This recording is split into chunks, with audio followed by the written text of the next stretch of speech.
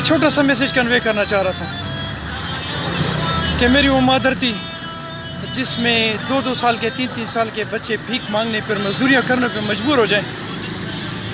उसको मैं पाकिस्तान का नाम दूँ, उसको मैं ला इलाहा इल्लल्लाह मोहम्मद रसूलुल्लाह का नाम दूँ, उसको मैं इस्लाम का नाम दूँ, उसको मैं तब्दीली का नाम दूँ, उसको मैं मुसलमान का नाम दूँ, क्या नाम दूँ?